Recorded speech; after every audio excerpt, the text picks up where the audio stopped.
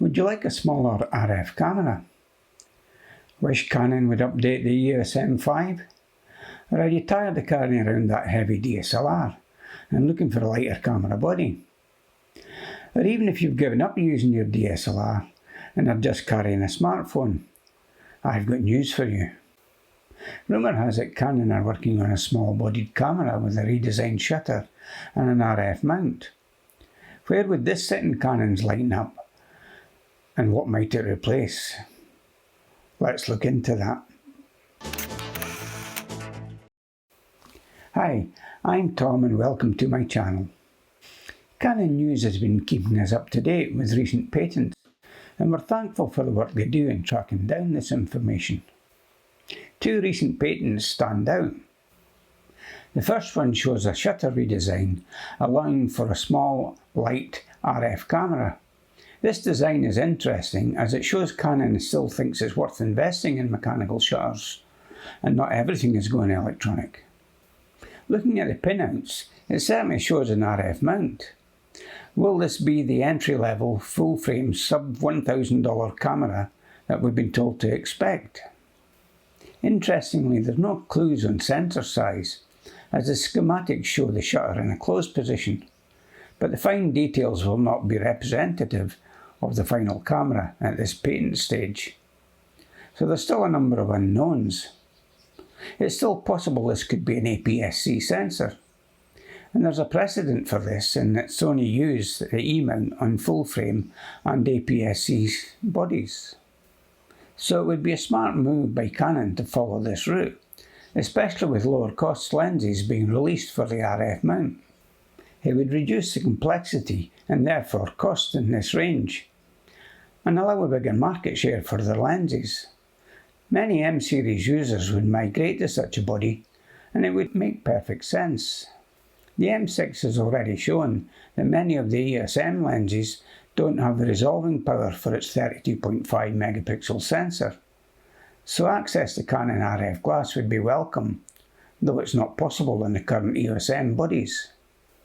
However, it's just as possible that Canon might make this a full-frame body, and it might signal the death of aps-c, which has been rumoured many times. The cost difference is no longer a big factor between the aps-c and full-frame, and the lenses like the RF600f11 and the RF800f11 mean that affordable reach is no longer dependent on a crop sensor.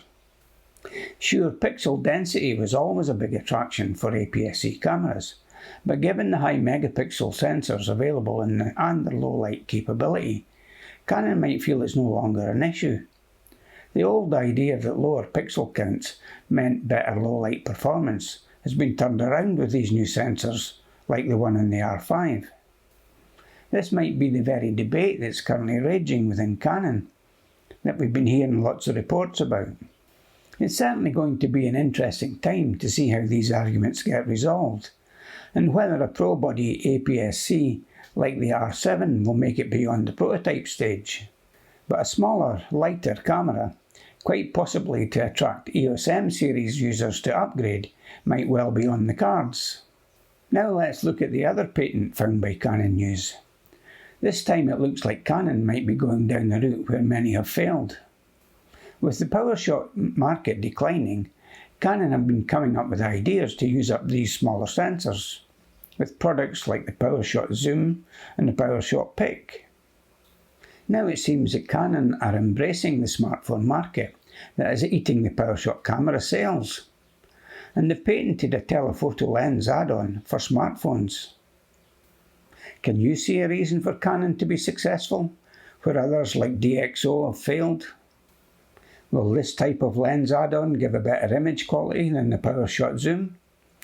Many purchasers were intrigued at the thought of carrying something compact, light and pocketable like the Powershot Zoom, only to be let down by its image quality and lack of stabilisation. Of course, many top smartphones already have IBIS built in, so perhaps a telephoto adapter will give image quality which will be better than the built-in lenses on phones. These lenses are complex and hampered by the thin bodies.